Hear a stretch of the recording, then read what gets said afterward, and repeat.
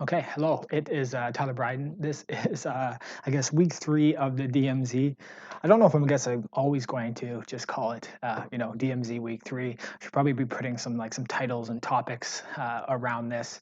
But that's sort of the state I'm in. This is still very new and fresh to me, and so I'm thinking a lot about the DMZ, the transformations that it's given me already, and have sort of continued this journey of weekly documentation of everything that's actually going on. And in many ways doing this for myself, but I'm hoping, doing it for people who are also following along on this journey, interested in DMZ, interested in startups, and really just trying to, understand a journey from someone who is trying to build something. So I am standing today. This is different. Usually I am sitting. There's all different rooms in the DMC, and came in here. This is actually Saturday, and usually there would be some spaces to go, but today someone was just walking by. But today it was busy. Someone else was doing a video shoot. I feel embarrassed when people look at me and I'm like filming a video, but here I am today, and other people are filming video, and they might feel embarrassed. So I am. The fact that I'm standing might means this might be shorter. Usually I get pretty comfortable when I'm sitting, and I just seem to talk and talk. That, however, is not actually a promise. I can easily go on, and I will move. You'll see me moving around, adjusting slightly so that I'm comfortable and I can continue talking. I have my camera right here. I'm looking at you, and I have my laptop down here as well too. So I've got a little note pulled up, and really just trying to maybe work through a couple things on my side here. And if anything pops up in the meantime, I might actually write those down, and so you might see me get a little close to the camera. One thing that's sort of interesting, I'm actually going to be off the camera for a second here. I hope I brought it. I did. Got my water bottle.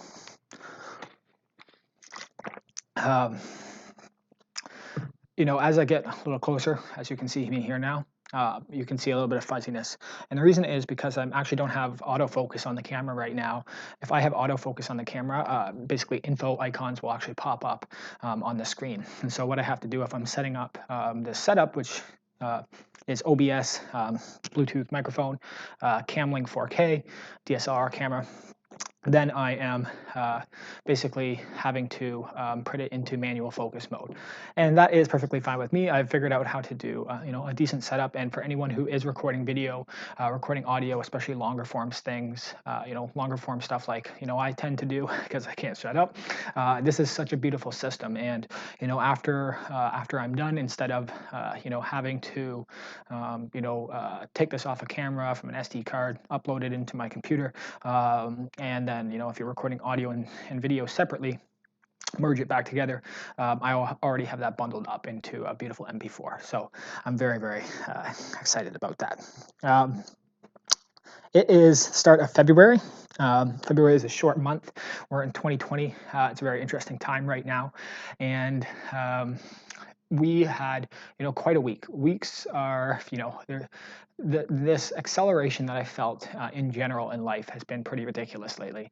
But now even coming down to Toronto, I mean I think everyone's felt this acceleration. Information, politics, culture, events and worldwide events, things that are happening. So much of this is actually coming so quickly. So as I've adapted to that, I've also catalyzed that even further by taking place in this DMZ program, where people are definitely moving very quickly. People are hustling. There's great discussions being having, and there's a beautiful community here.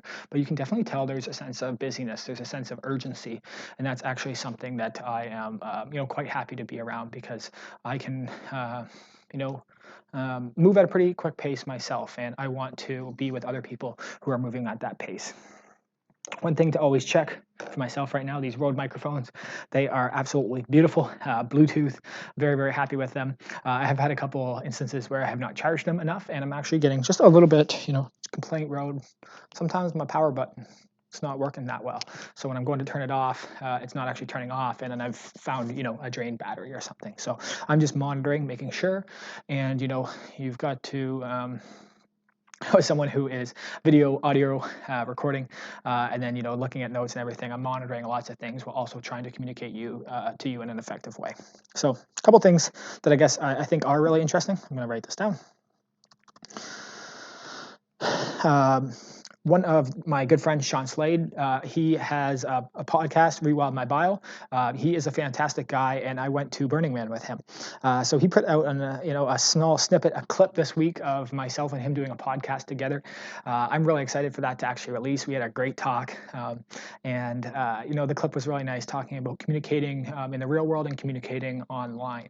And I will not overdo this because I've talked about it in the podcast, but I know right now, the idea that I was getting across in that clip that he shared of, people sort of podcasting almost as a form of self-talk therapy is a really fascinating thing to me. And, not only communicating in person in that room with Sean in the podcast, but also knowing that other people might listen to it. And, hopefully Sean's podcast gets even more popular and more people listen to it. So even more things to actually consider. We did talk about Burning Man a little bit in that, and we had a lot of fun. I will be sharing that out when it actually does come out, and hope that if you guys are interested in learning more about Sean and why we should be integrating nature back into our technology and into our world. He is a very fascinating person to listen to. The founder of Booch Organic Kombucha. And just has a deep well of knowledge that I've learned so much information from him. And not only that, at Burning Man, he made me feel very comfortable, very safe because of his knowledge of the outdoors, of living outside, and just being in nature, especially in the extreme conditions of Burning Man in the middle of the desert. So something good for you guys to note. If you do like listening to me blabber on, I did a pretty good job at that on the show, and I think there's some fun stuff involved in that actually as well too. So that's one note that I'm thinking about. A couple other things. I got a little bit of a list here. This week was, I started this week off in quite a stressful mode. I know if anyone has sort of followed the journey, I started a company in 2005 called, or not 2005, 2015. Well, it's too long, man. Done. But in 2015, I started 6'5". That was sort of, just a sole proprietorship, but a marketing consultancy, and something that I've been building for quite a while. And I have, pre-existing clients, on 6'5", ones that I've worked for, websites that I've built in the past that I'm still hosting, all this array of different services that I've done over those 5 years. And in that time, I learned so much amazing stuff. Whether it's web design, web development, servers, front end, back end, not even that, marketing, search engine marketing, organic marketing, social media advertising, analytics implementation, Google Tag Manager, Google Analytics, like so much stuff that I actually learned. A lot of it was spent, late nights crying because things weren't actually working. But I've always, in a way, done my best to sort of like self-fund everything. And I've hired people. Sometimes I've hired people just straight out. Sometimes I've done a career focus program to subsidize them. And if anyone is looking for, an opportunity to hire someone and subsidize how much it actually costs to hire, like hiring people, employing people is such an expense, especially if you're hiring them full time. So. Check out that career focus program. I think it's like up to 80% of wages over 6 months, and that's an incredible opportunity for any employer, especially someone starting out, to give someone an opportunity and still be able to afford it as a business. So I have used that many times to hire different people, different roles. And in a way, I have done a lot of learning through that. One thing that I realize in so many ways is that I love business. I love marketing. I love all the stuff I'm doing. But I'm still, I still consider myself not that great, maybe of a business owner. I'm not a, in a traditional means. I don't find myself to be a capitalist. I like building things. I like innovating. I like helping people. But I haven't always, done that for, significant financial gain. And I've often, spent time working with people and helping people, so that, they can grow what they're working on without, for example, like causing negative effects on their actual business. And so, I would like to I would like to get better at being, basically a business owner, and I think that's one of the reasons why I've moved into software, and because without guilt, I can monetize things, and there's a lot of investment that goes up front, but once we create a valuable software product or platform or technology, I don't really feel guilty about charging people for it because I know we've put so much work and time and effort into it. Whereas with a service, it is sort of you're selling time, and time is, truly it is one of the most, it's the most valuable thing we have. But depending on who you're talking to, people are often very good at, scope creeping, for example. Saying, here's a project that I want to do. I have this much of a budget. Here's all the things that I need done. And then you start in a weekend, okay, can you actually do this? Or we need to change that.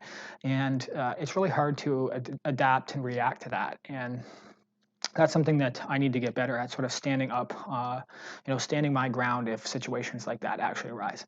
I have a mark in my hand. I don't know why. And that's going to be something that I'm going to continue to do. And in a way, I'm hoping that I don't actually have to do as much anymore, just because I am working on this software application that has sort of like a fixed cost. You use it. Here's how much it costs. Here's what it does. And if you like it, then you can use it. Very excited about that. And if not, then you can find maybe another solution. Saying that, there's still a lot of work on our software to do. Our expenses are relatively high. I have, currently right now there's 6 people, and a couple of people on contract who also help us out. So that means we have a pretty high monthly burn for how much revenue we're making, and then how much our costs actually are. And in a meeting this week, at the start of the week, I really sort of brought that to light to say, here's what our costs are, here's what our expenses are, and here's the revenue that we're making, and we have to do some work here. As we've built out the technology and focused on the development of a product that has a lot of different applications, it's become clear that, just because, I've known this for a long time, you build something doesn't mean people are necessarily going to come to it. And, secondly, you need to actually have, a significant market strategy, a significant, path and an ability to focus on what you're actually trying to do and who you're actually trying to, for example, sell to. Who are your customers? For myself, I've been really fascinated with the technology in general. And so, from the very start, I see a wide range of uses for everything we're doing. And, I've talked about the software in previous version of these. It's on website and stuff, so I'm not going to go through the whole thing, but audio and video processing and extracting insights out of it, that's very, very fascinating to me. And I think in the world that we're in already, and then continue to head in, that is only going to continue to be important. The information is going to continue to flow, and it's going to become overwhelming for so many people, and so we need to be able to pull out the valuable things from it. One of the big releases that actually came out, talking about, sort of competitors, is a beautiful platform by WebEx, by Cisco, that they introduced their sort of AI assistant, and they had bought a company called Voicea, previously Voicera, and what it does, listens to a recording, a conference.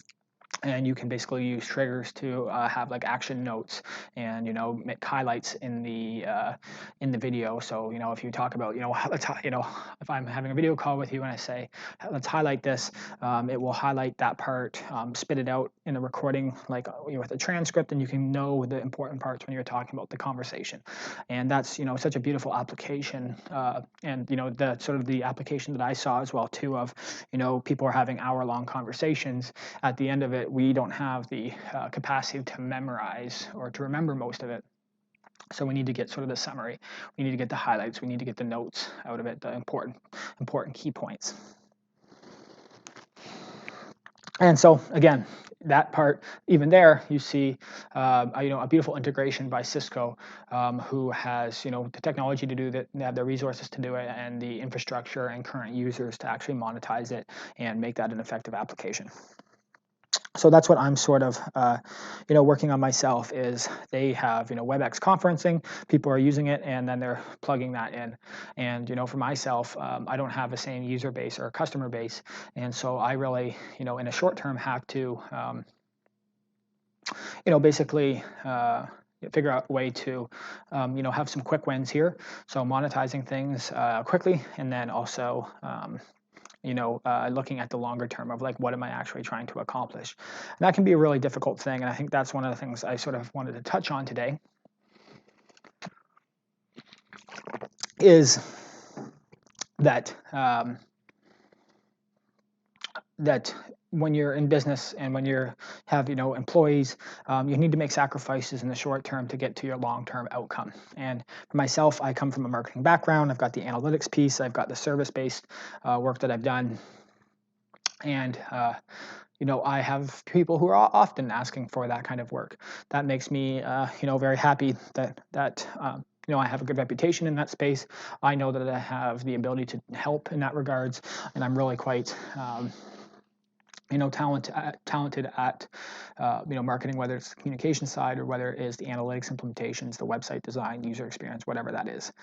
I don't always have the resources to see it to fruition, meaning I can help someone with websites and design and marketing, but right now I don't have the team capacity to do the entire process. And if I did, it would be really, really expensive, and I was sort of a chicken and an egg situation for a lot of the companies and customers that I'm working with, because the budgets are not as big as they need to be to actually achieve the results that they're looking for.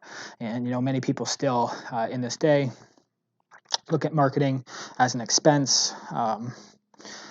That is frustrating, and also saying if they want to invest in marketing, that they expect the results to be relatively immediate, and pretty incredible as well too. So there is sort of a conundrum in the space. Everyone wants results right away, and say someone hires you for a search engine optimization. Any experienced person doing SEO knows that sometimes the results can take months, if not years, to actually produce the results that the customers and the clients are actually looking for. So how do we navigate through that? It's a really difficult thing to actually do. But anyways, I have people coming to me asking for that stuff, and really it's about, can I plug them into that input stream and be able to help them in a way that's affordable for them, produces value for them, and then is also viable, profitable for us as well too. And in the state that I'm also in, the time capacity, that it's not spreading myself too thin or spreading other members on my team too thin, because that's sort of a dangerous situation for us right now.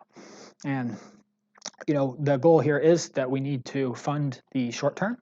And we have the capacity with our software to do that. It's a fantastic marketing tool.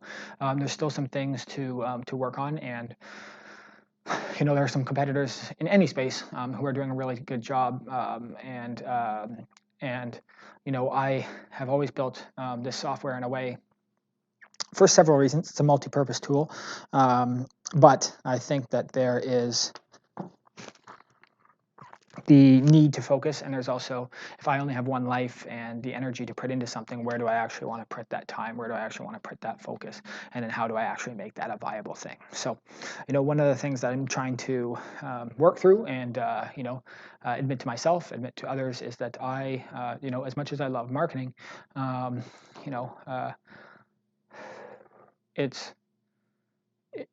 love telling the story of important things that matter. Sometimes I get a little numb to marketing with some of the work that I have done or even am still doing.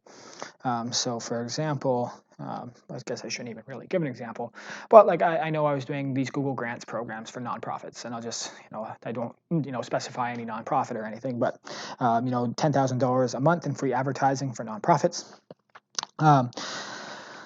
Set up the analytics on their site, get them approved, write the Google ads, hook everything up properly, spend about $329 a day, send hundreds of people to their website, and then spit out these beautiful reports that show where are the users going, where what are they doing, what's being accomplished, what were they typing in to find your website, and then click on the ad and then go, what did they go and do once they did that.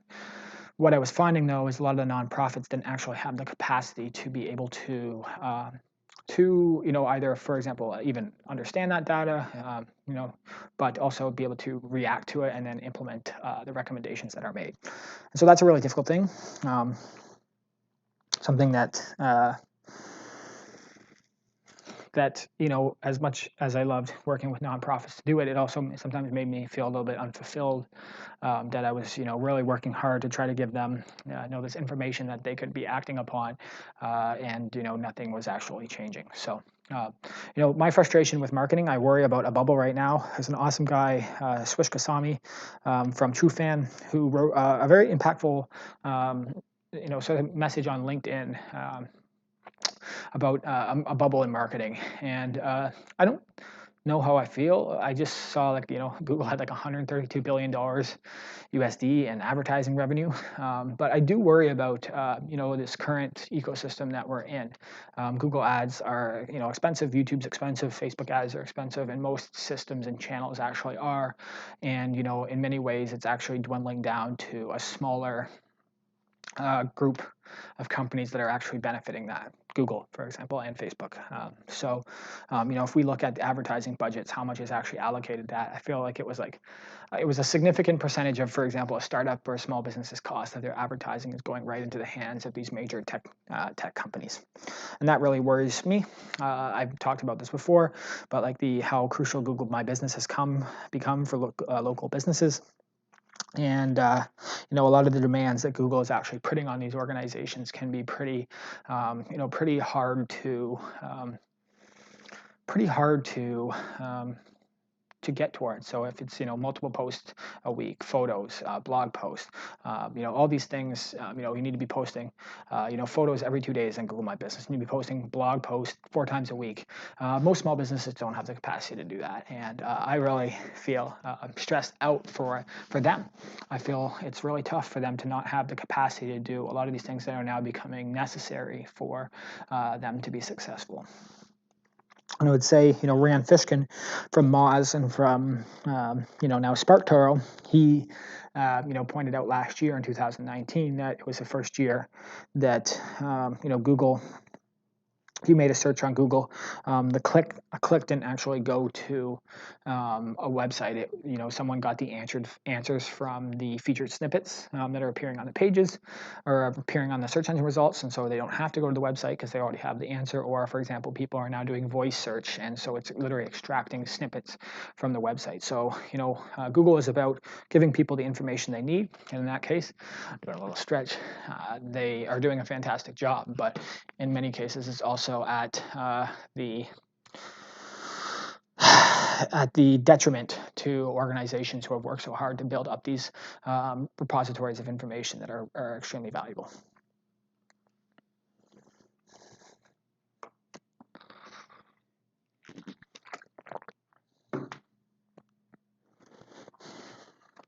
So I'm a little bit discouraged by the online marketing space. So one of the things that people keep telling us when they see our platform is that you should be going after the podcasting space. People are missing out on opportunities. There are, they can transcribe the audio podcast and they can get better search engine results. I've focused on not being part of just this transcription entity. I think it's becoming commodified. I think that even transcription, most savvy technical people can hop into an API and then transcribe things themselves. Other ones are using platforms like Anchor or Castos or other podcast hosting solutions that are already extremely fleshed out and focused specifically on that niche. And and frankly, I just worry about the ability to monetize podcasts, this podcast, that I'm recording right now, this video broadcast, is not making me any money. And I think most of us who are doing this, I don't know if what we're doing, again, maybe that self-talk therapy thing, but, we are, doing this just to communicate. We're doing this just to talk and to share how we're feeling. And that's not actually maybe I'm going to be wrong here because, more people are podcasting. It's a beautiful way to communicate, and it's also a great way to actually advertise to people if it's in a natural flow of conversation. But it seems so saturated already, and everyone's mom, dog is podcasting now. So what if that's the case? Most of them are not making money. They're looking for cheap options at best. and most of them aren't even doing, for example, transcription of their podcast because it's just a cost. It's they're not getting a return on investment for it, and they don't even maybe have awareness of the search engine rankings potential of doing these podcasts. And even to follow up on that, what happens when Google just automatically starts transcribing that stuff for them? I don't know how that system will actually work and if it will, but that is definitely actually a possibility. So you need to also be sort of looking on the fringes or looking ahead to the future and understanding where are these spaces headed, where are you going to make an investment, because that investment in one space can actually have long-term effects for your business and what you're actually doing. I feel myself, if I'm just tapping into myself for a second, self-monitoring. I feel like I am, talking fast. I have been down in Toronto now for 3 weeks, and one thing I've noticed is that people are talking fast. I like that. I like, one of sort of my criticisms of me speaking is that I give out too much information and I speak too fastly. And that's in a way I'm just want to communicate the the information that's coming through myself at the time. And so I have decided to maybe not hold back on the speed that I want to communicate. And if you like it, then you like it, and if not, then you don't have to actually listen or don't have to watch. And increasingly as I work, as I continue to try to grow a business, see the challenges within the spaces and just being in this world in general these days, I have to realize I can't just always be trying to have everyone like me at all times. I need to do what I want to do, and I believe in my heart that I have good intentions, that I'm trying to accomplish some really good things, and part of that for me is trying to communicate quickly and trying to get the information across to the right people. So bear with me as I actually work through some of this stuff here with you.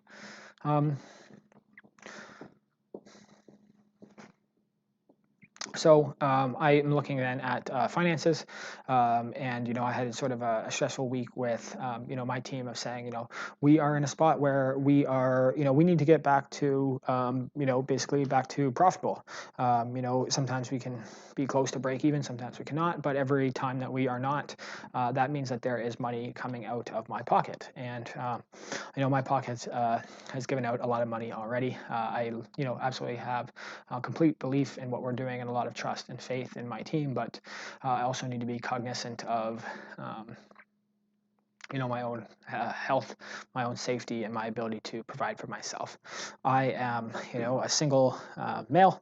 I do not have kids, so I have some flexibility right now, and I am trying to make an investment in my life in terms of skills, in terms of relationships, in terms of knowledge, and even building a company, and that enables me to take a little bit more risk, take a little bit more stress, but at the same time, I have to be responsible. And in many cases, I think, the stresses that I'm feeling in this current state are relatively temporary.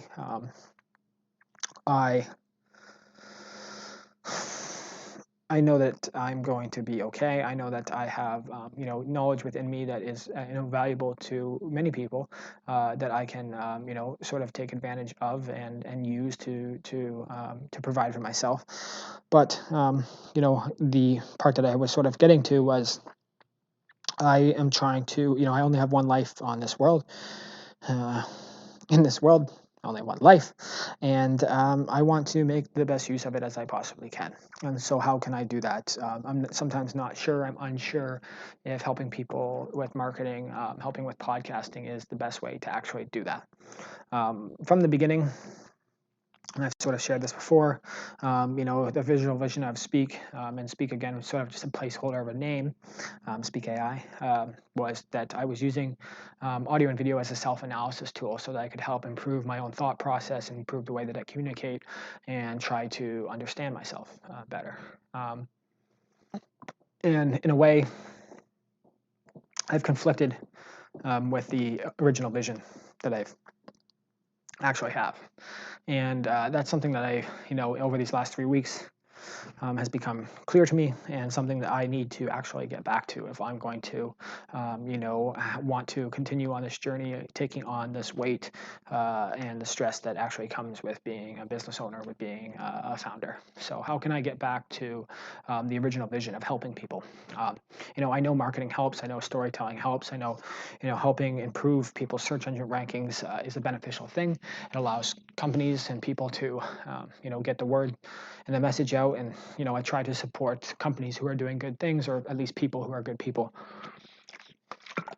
However, in some cases, I feel like it's also a bit short-sighted and, bare minimum for myself. So this week has been spurred on a lot by sort of an encounter with the neurotech community here in Toronto. And so neurotech is focused on, using brain technology, brain interfaces to, do just so many things to understand people better. And basically the neurotech conference, I guess the event, the monthly event, was held this month at Man Labs, which was, which is owned by Steve Mann. And Steve Mann is, considered the father of wearable computing. Sort of like an Albert Einstein-like kind of creator, inventor, who has, many patents. He is one of the people responsible for the Muse, so the Muse device, where you put it on your head, you meditate, and it gives you insights into yourself by analyzing the wave patterns and what states you're actually in.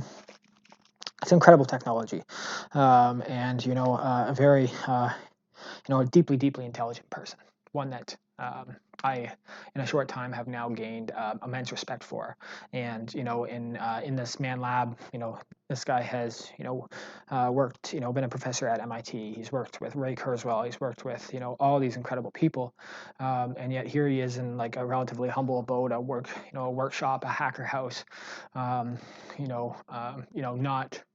living this big flashy life. Which I just think is such a beautiful thing, and something I have, so much respect for. So, the encounter with not only Steve Mann, but the other people within this neurotech conference has really catalyzed,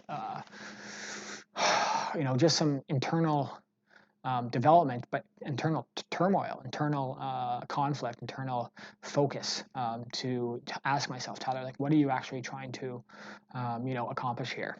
And one of the things that was really interesting to me was, as I was doing, as I've built Speak, the engine to audio and video record, and a lot of times, again, for self-analysis, I have always seen this gap. And this gap, I don't know why I have this marker, but maybe I can actually use it. Cool. So, what am I actually trying to sort of work on in a way is like I'm having a talk therapy session with myself, or, what I hope other people will use this application, and they will also as well too. And I will be, talking. So, talking. And then I'll sort of be done. I'll be done my ability to talk. I'll run out of words to say, and then I will, not talk for a bit, and then I'll start to think I'll talk again. So, that's actually what the recording will look like. So, what is happening here? That's one of the gaps that I'm seeing, and I actually. I thought about this a lot. One thing that I was actually going to do was use basically a remover to, basically clip that out. So, if you talked for a long time, then it would remove all the silent moments, and then it would just put the audio or the video recording when you're actually recording sound to shorten the clip, and then you could shorten the time to analyze, which would reduce your cost and then the processing power needed. But, what I'm also seeing is then we're losing out on actual information here as well too. And so that's something that I'm personally not very happy with. If say I'm video recording this, what are my facial expressions doing? Can I see stress on my face? What's happening in this time when I'm not talking? So for a while, I've been trying to figure out how I could actually overcome that gap, and I didn't really have a solution. Well, I had thought of it, but it became so clear to me this week when I actually started to meet this neurotech community. And what they're using is EEG, so the Muse device, to capture these brain waves. And again, I don't even know how much sucks, because I just want to share this and work through this, but this might be and again, anyone who's listening to this in audio, you can't see this, but I basically drew the waves of an audio recording, and this part where it was silence, and I'm talking about the part where I'm not talking, but I'm still thinking deeply about the thought process that I'm actually having. So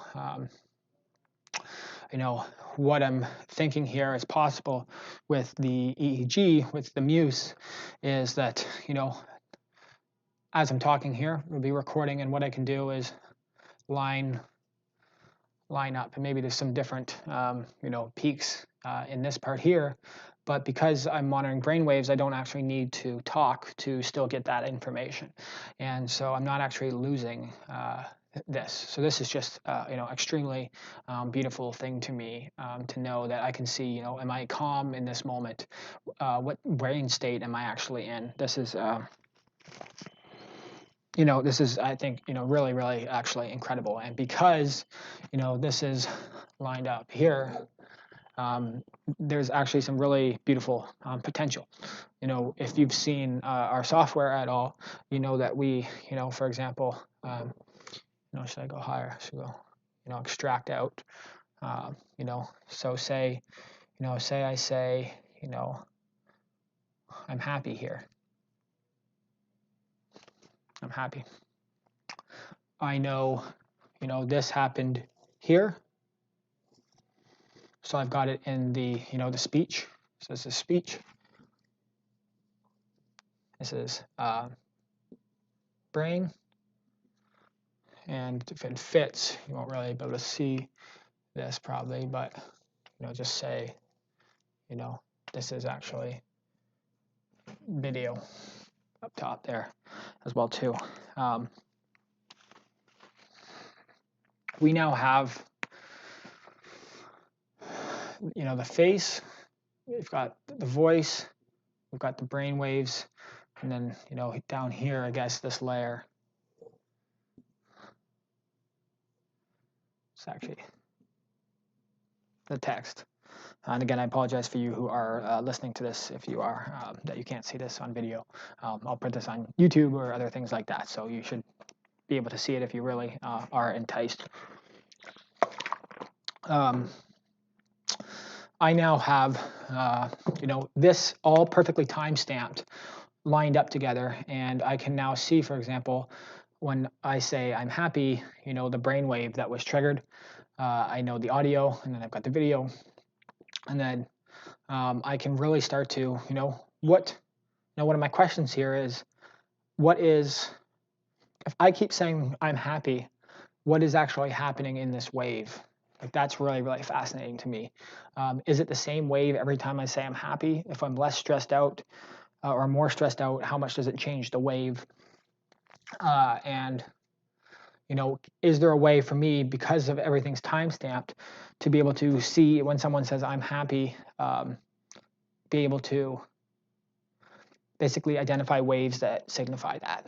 If so, theoretically, and again, this is, there is limitations within my knowledge here, but theoretically, you basically map out words that people are saying through brainwaves, and you could help them communicate, you could help them speak, and this is, extremely fascinating for me. And the tough part that I, again, am having to admit to myself is, like, this is kind of stuff, the challenges that I'm interested in exploring right now.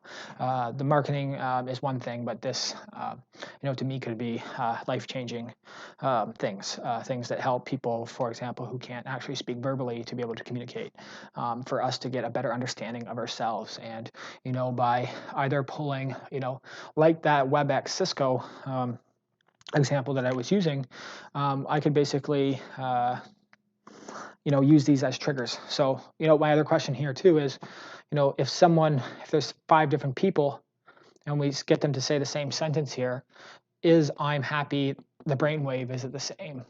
I don't know. And I would like to understand. And, again, different levels of stress, different people, different brain makeup, different genetics, cultures. How does that actually have an impact on this? I remember a few years ago, I was 21. I had started to have my first psychedelic experiences, classic Tyler bringing up psychedelics. But I started to work on sort of problems like this, things like this. I was working on a system to evaluate if, basically a system that I would evaluate if it was worth it to make a decision, basically. So, if I was wanted to get dinner, what was, I still have this formula somewhere, but like what was the better option? Was it to go to a fast food restaurant, to go to a restaurant, or go to a grocery store? And based off the time, the value of time, the cost, and then, for example, buying in bulk versus just getting one meal, what was the actual value? And because I was doing psychedelics at the time, and I was going through a little bit of a mental breakdown and crisis, a lot of those things got written off, and I really started to pull back from some of these thoughts and questions that I have, work like this, because I was, nervous and scared that people would, judge me or think that I was crazy, basically. And, the truth is, even after seeing this week, going to this neurotech conference, the people who are allowing themselves to push themselves to this limits and ask crazy questions are the ones who are, helping to contribute to the world. And if anyone has met Steve Mann, he is an eclectic person.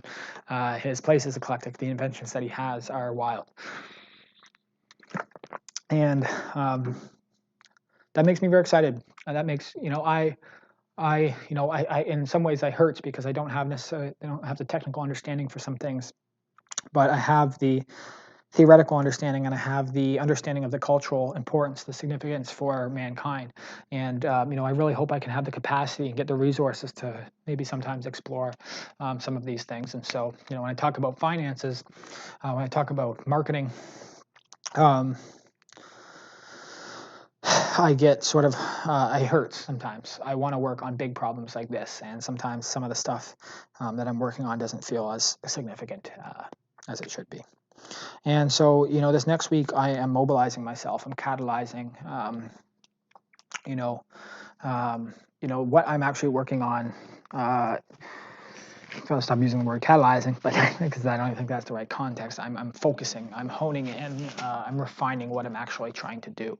And I look at things like this. This is tough. How do I make money off this right now? How, like, this is research. This is things that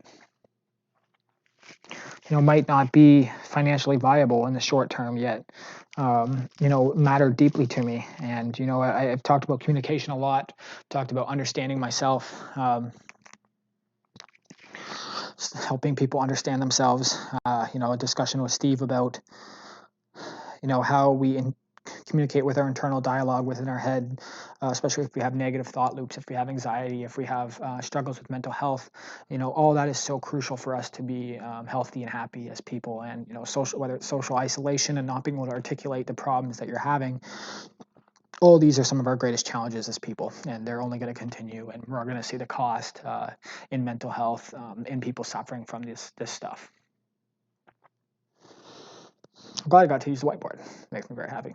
And it was, actually made sense. This is very interesting. I haven't actually drawn that out before, so I'm quite fascinated. And again, I'm sorry, I'll take a picture of it for anyone who is not, I don't know what a picture is going to do here if you're listening to this, but I'm going to take a picture of this for myself, and then I'll also share this as well too. So hello, this is my diagram.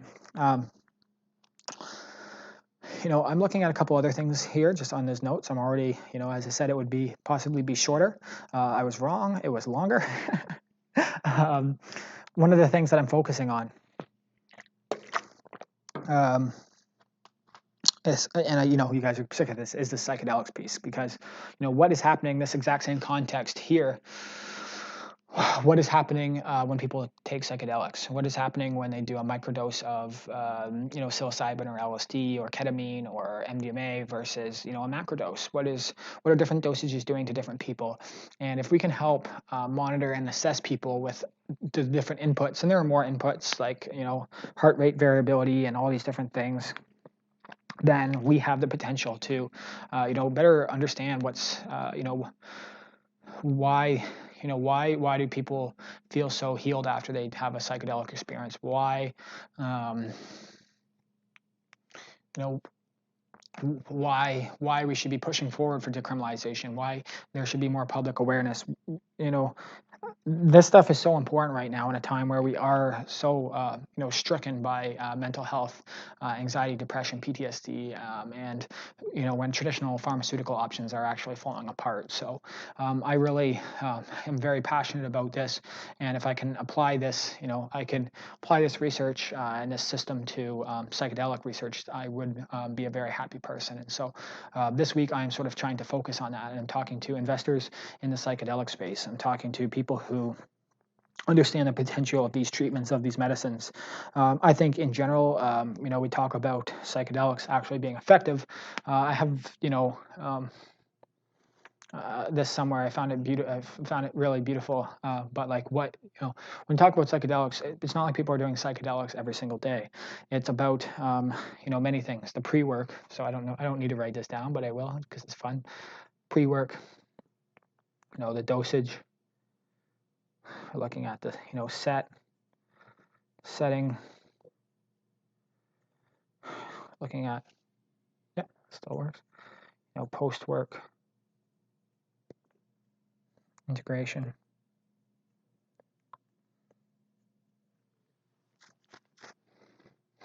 And many, even more layers to this. So what are you doing to prepare? What substance are you taking, and how much?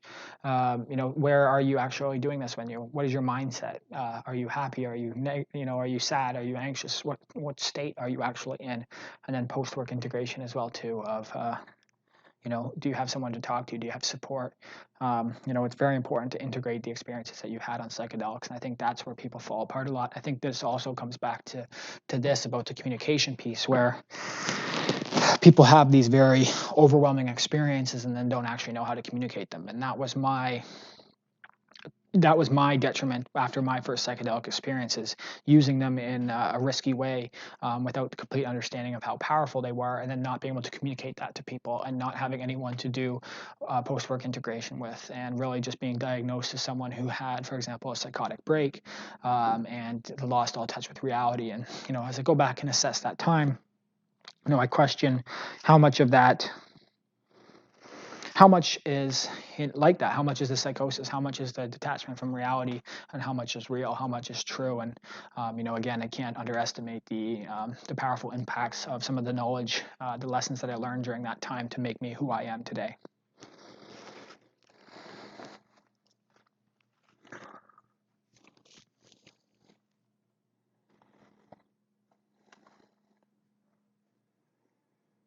So I'm working on that. One person that I want to shout out to, who I met this week, Mike Wilner, who helped write the book Oversubscribed. He works for Amazon now, and they came to the DMZ and they sat down with us and we had an awesome conversation. And after, I went and watched a presentation that he had on raising capital, and the ability for people to basically raise money efficiently. So many people say raising money would take 6 months. He says a good founder, an experienced founder, could be able to do that in a month and a half. He talks a lot about 3 to 1. So for every investor that you're talking to, you should have 3 in due diligence, and it creates this fear of missing out. It creates the anticipation that you're actually going to be a successful company. And now for myself, knowing that I might want to get out of this focus specifically on marketing and to focus on psychedelics, to focus on neurotech, on basically digital therapeutics and mental health and wellness. For me to get the right people, for me to be able to, contribute to this industry, into this space in a meaningful way, I'm going to most likely have to take on investment. I'm going to have to raise some money. So how can I do that? And I just want to say, thank you to Mike Wilner. Oversubscribed is the book he wrote and the presentation he did. I've seen lots of people do talks on raising money, but by far that was the most impressive, articulate one that I've ever seen. Basically said 160 investors. Should be, I think, I'm trying to think exactly what that number stuck out to me, but like he was saying about, you talked about 160 investors to have a successful raise. So, he also said another thing, again, I'm just writing down for fun now, 100%, not 100%, more, maybe more 80%, but of a founder's time should be spent on that. And right now I'm still servicing marketing clients, I'm still doing my services, and I'm not spending the time on fundraising. And so, I have choices to make, decisions to make, and priorities that I have to have. And it's hard when you are continuing to, for example, support a team and continue development before you've raised money. And I'm now seeing, companies talking about undercapitalization and that being the fault and the failure of a company. And that's not something I want to have, especially with a baseline technology that we have that is really powerful. And then the things that we're currently developing, the things within our wheelhouse to be able to do. And, the stuff with this brainwave interface, BCI or EEG, we hacked into the Muse device with the help of Steve Mann and some of the team working at Man Labs, and we're already be able to monitor brainwaves in real time and be able to support that into our Speak product. So that's pretty, that's optimism-inducing stuff to see how quickly you've been able to do that. And I've talked about my present mode, I think in week 2, maybe week 1. But this present mode would be able to sync with your brain waves and be able to basically display in real-time feedback, how you're feeling, how you're thinking. And I just think, what an incredible tool. And if anyone's used the Muse before, basically meditate, and if you are meditating calmly, for example, the rain will stop. It will show like a leaf on the screen, and the rain will stop, and the birds will start chirping. And if your mind is anxious and wandering, then you will actually, you will start to get like rain, and I think even maybe thunder, or it gets more intense, and you can hear the wind blowing. And so you can start to use that real-time feedback to change the way that you're thinking. And basically adjust and get yourself to a calmer state through breath or through focus. And that's just, even having a couple experiences, that is such a beautiful thing, and a powerful consumer product that Steve McMahon and that team, they've actually built.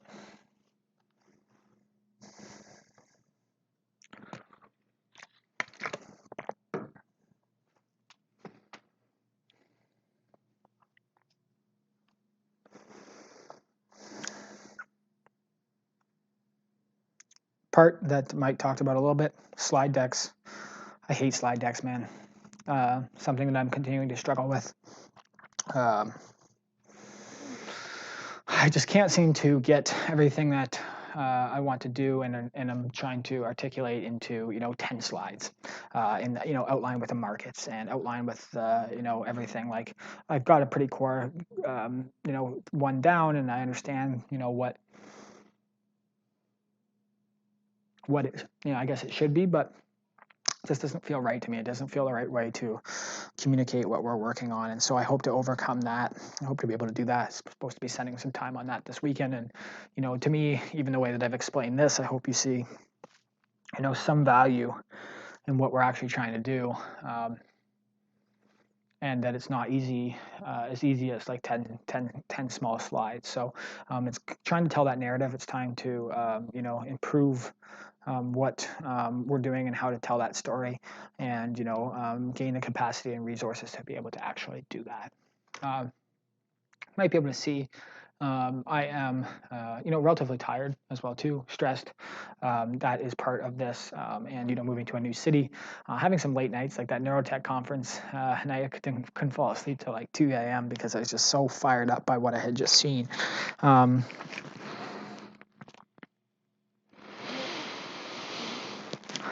it's really important for me to control myself, the mental states that I'm in, and then how much I'm sleeping and how well I'm taking care of myself. For example, I can get really excited. I can get into a manic state. I can get into a depressive state, and if I don't take care of myself. And this week I was lucky. I got to go to the gym. I got to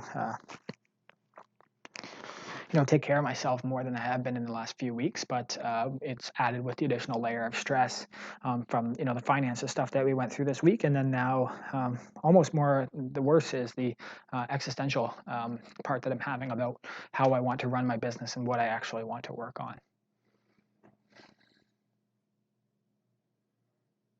So I'm going to continue to navigate through that. Hopefully. And I know I will. All this stuff is just temporary and things that I'm working through. But I hope DMZ update week 4, I can be even more well rested and taking care of myself better, and have the capacity to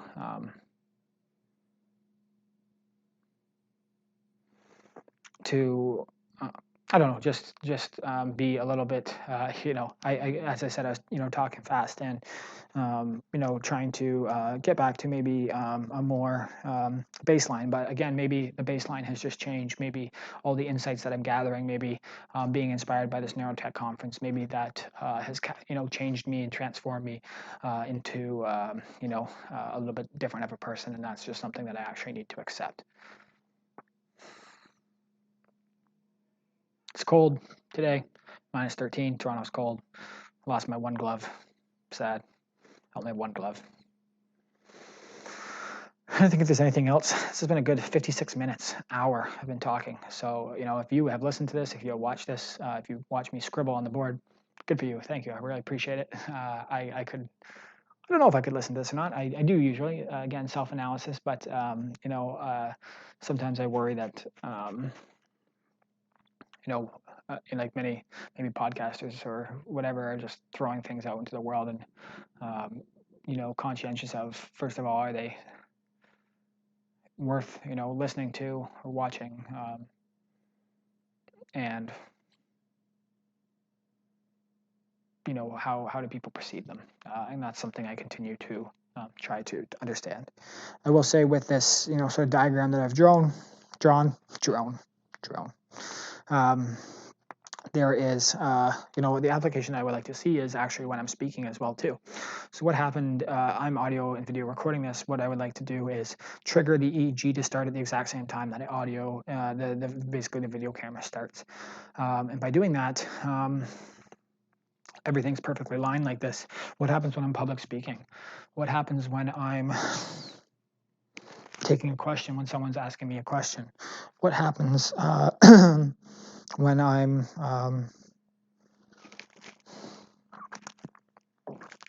what happens when I'm communicating with myself, when I'm sad, when I'm happy? There's a whole new information process or input that I realized I can actually uncover here, and that's extremely fascinating to me. I will be continuing to work on this. You might see some reflections in my messaging, in the way that I'm talking, the way that I'm communicating. One of the things that I did on LinkedIn is change my my profile to talk about how I'm working on, basically psychedelic technologies and communities to build a happier and healthier world. That right now is my mission statement. I am focused on the psychedelic space, but more than that, a holistic view of people that has come from some of these psychedelic experiences that I've actually had. And, again, people talking about their life transforming after those experiences, that has been true for me, and has allowed me to, see the world in a different light, different perspective, and then apply that, that new perspective to the work that I'm actually doing. So I have, updated my LinkedIn sort of little profile. I love LinkedIn. And then I added another section within my experience as well too, and even highlighted some of the domains that I have, those being sessions.ai, psychedelicmarketer.com, psychedelicresearch.ca. I think there's more, but those are the main ones. And then just tylerbryden.com, where I talk a lot about this. And again, the idea of, a lot of my best work has come from on a Sunday, maybe taking a small microdose, sitting there listening to music. How does music impact the brain is another big question. While writing down on a piece of paper, while then speaking into a microphone, while then typing on my computer, and all these inputs, I would like to bundle into, a final interactive, navigatable interface, so I can understand the session that I just had, and maybe some of the human ingenuity that actually just came out of it. And if I can help capture that for myself, I hope that I can then distribute that technology to other people so that they can understand themselves better and then capture their own ingenuity. So I think that's about it for me. I say that and then something starts, but yeah, I'm pretty tired. I'm gonna go back to my place in Toronto now, which is a 15-minute walk. It's cold. I'll walk. You guys have any questions for me? Please let me know. I don't know what to do with this. I'm gonna wipe this off the board, but I'm trying to be careful of. This is information that I'm getting in real time. This is things that I'm dealing with right now.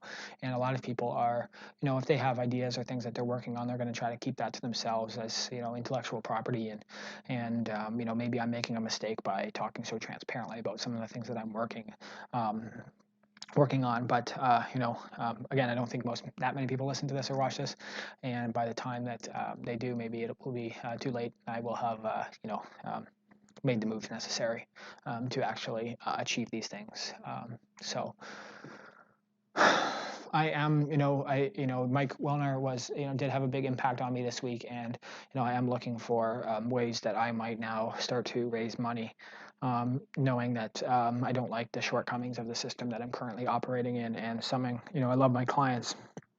Love working with them, and they're all great people. I wouldn't work with them if they weren't, but I need to prioritize my life and time if I'm going to want to accomplish the things that I want to accomplish in my lifetime.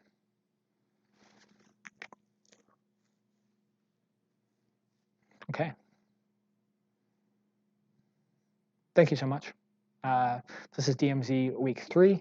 I can't believe the transformation I've had in these 3 weeks, and I think that will only continue as I'm already meeting new people and having other experiences.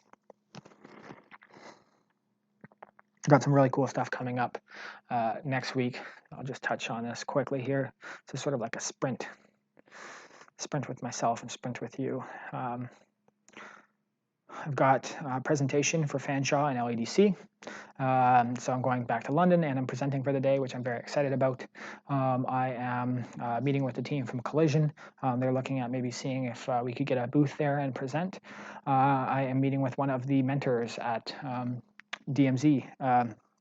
Very smart one, Frank Urshan, who's going to help me with pitching and really combining all that stuff together. I've also got a meetup at Google. I went to Google this week, Google for Startups, and they made a big announcement on, the investment that they're making in Canadian technology and people right now, and that's a really fascinating thing to see. They also have Gradient Ventures, which is investing into startups, and that was just really, really fascinating to hear. And I'm excited to have made some contact there, and we'll see what comes out of that. DMZ has some amazing accelerator events, workshops that are coming up this week. I'm meeting with our entrepreneur in residence, Rokem, who is an amazing guy who owns Psychology Compass, and that's definitely a company worth checking out. And what's beautiful about them is they have a whole resource on psychedelics on their website, which just makes me fired up that he's the entrepreneur in residence that I got paired with. Getting together with a couple people. They've got DMZ Valentine's Day Tech Social, and Valentine's Day in general is coming up. So quite a week. I still have to figure out how to move out of my house fully. I've got some furniture that I need to figure out what to do with, and I got a lot of other things on my plate that I'm sort of working through right now. So I will get back to that now. I'll get a little bit of rest, and I'll be back at it next week, and hopefully, continue this process of recording, at least once a week, an update for anyone who wants to keep track of what I'm working on and what our team is working on. So thank you again. Have a wonderful week ahead, and I look forward to talking again soon.